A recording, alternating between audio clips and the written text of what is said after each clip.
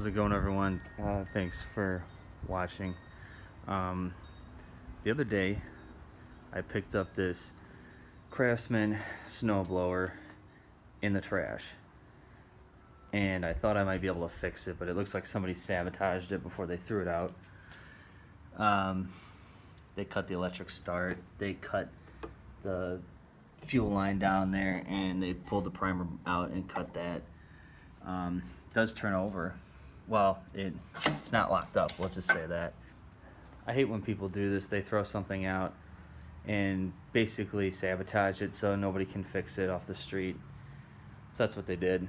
I'm gonna have to just scrap it or something. But anyway, my uncle happened to get this snowblower for free a couple of years ago. It didn't run. This is a Toro CCR 2450. This is a 2007, but it looks to have been used like one time, maybe. Apparently he had this sitting around. I mean, this thing looks almost new. So I'm gonna try and figure out why. Yeah, we can see that's the model number. I think they made these for quite a while. But anyway, there's a carburetor. I suspect it to be just a carburetor issue. This had no fuel in it. Just took the line out. I mean, just a little bit came out. So anyway, there's a little bit of oil down here leaking in the bottom of the bowl. So I'm gonna try and figure out what's going on with this and fix it, and I will take you guys along with me.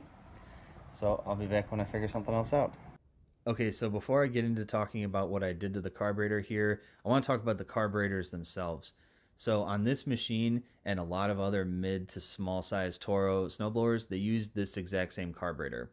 And actually, believe it or not, on a lot of other snowblowers out there, they tend to use this style carburetor. It's a very commonly used and almost like universal style carburetor for a lot of snowblowers that I've seen out there. Now, those other ones may not use the exact same part number like the Toro uses, but you know, a lot of them are aftermarket at this point anyway. So if you want to find a carburetor for your machine, generally just type in the name, like the make and model number of your snowblower, followed by carburetor or whatever part you're looking for, and you'll find tons of results on Amazon and eBay. You just want to check and make sure the picture looks like what you have, and check in the description. They usually just list tons of different makes and models that fit.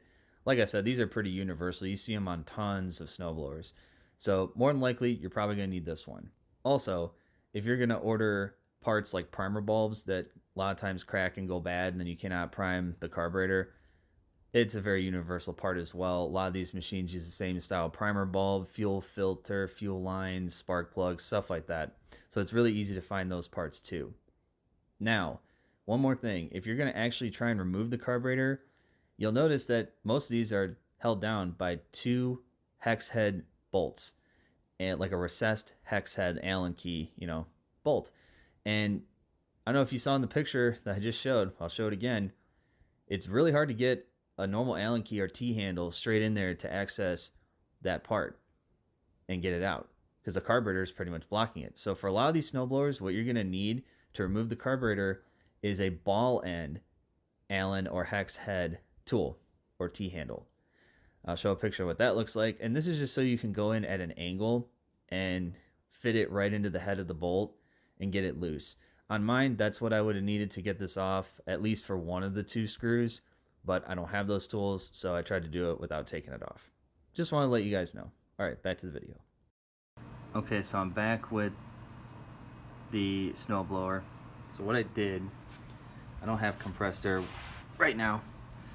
So what I did was take a bottle of one of those keyboard sprayers that have the compressed air in the can, put a little stick, from the like W40 on the end, and I blew into the fuel inlet and into the primer inlet, which is right there. This hose goes up to the primer plunger or bulb. Anyway, this linkage for the choke is a little weird, so I gotta tighten that. Took this bowl off right here. It was clean. I mean, there was a little bit of gas in it, not much, almost nothing came out of the fuel line. Took the bowl out, cleaned it. There wasn't much in there. I did see air coming out of the throttle plate when I blew in here and in there, so I know that that's clear. It's not causing a problem. So what I'm going to do, I have got a little 50-to-1 mix, or approximately, just for now. It's like almost a cup. This is a 1-quart tank. So unfortunately I couldn't use the mix I had because this weed whacker back there, that takes 32-to-1. It's older, it's from the 80s. This being a 2007, most newer equipment's 50-to-1. They're a little more efficient, so they don't need as much of this 2-cycle oil. So these are about 2.6 ounces per container. So they make it easy. So basically dump one of these into a gallon of gas and you get your 50-to-1 ratio.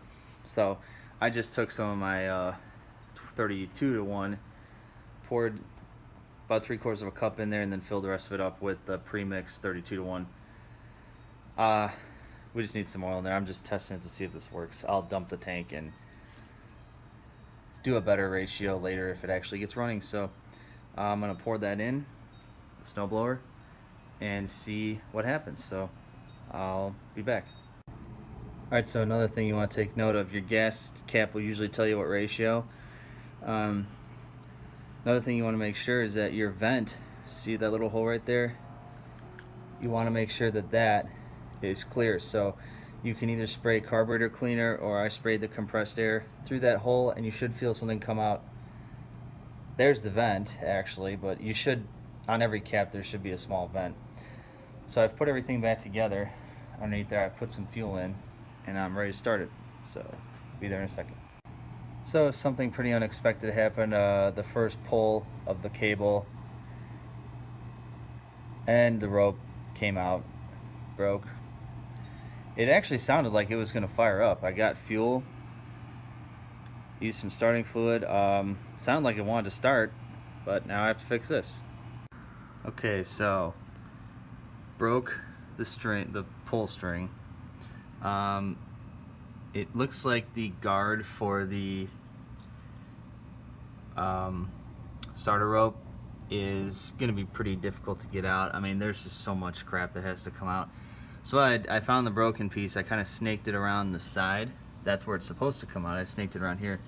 So what I'm going to do is tie a piece of wire around this and then try and feed the wire through that hole so I can pull this through. And then I'm going to have to figure out how to make a new handle, or so this won't pass through there. So working on that. Okay, so I kind of temporarily fixed this. I found this, just tied a knot, found this piece of metal that won't allow that to go back in, and it's working okay. The knot's not coming out, so I'm gonna leave that like that for now. I'm gonna spray some starting fluid in this and see if this won't start up.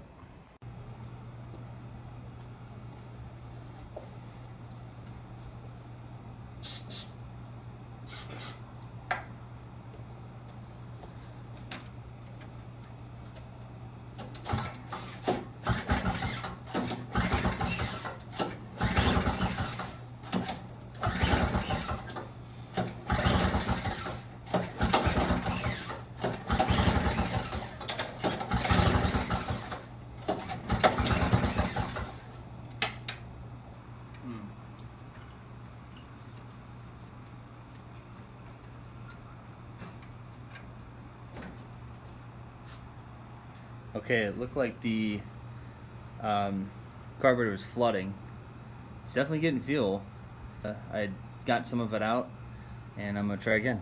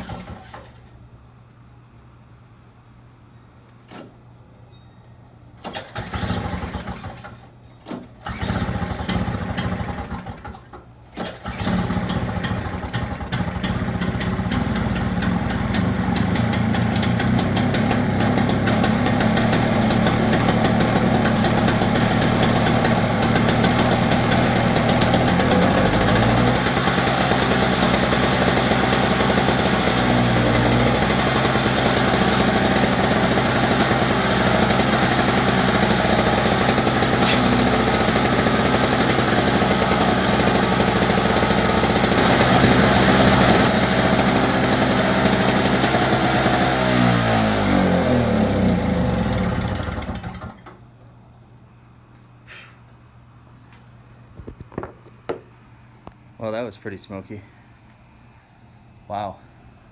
Really didn't think it was gonna start, honestly. Sounds like it was idling really high. It's very, very smoky. I don't know if you can see that, but wow. At least it started, so we know that works. Really, the starting fluid really didn't do anything because there was so much gas in there. So, yeah, this thing just has a little on or off key. Want to make sure you don't lose this thing. This actually comes out. So I gotta get a little key or a fob on that. I mean, lanyard. That worked pretty good. Minimal effort to get this thing going.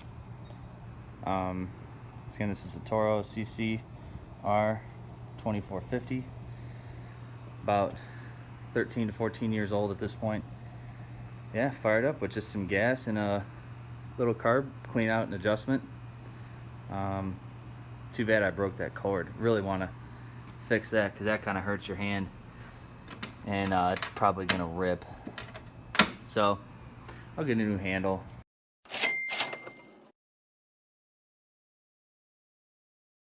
And it should be all fixed up.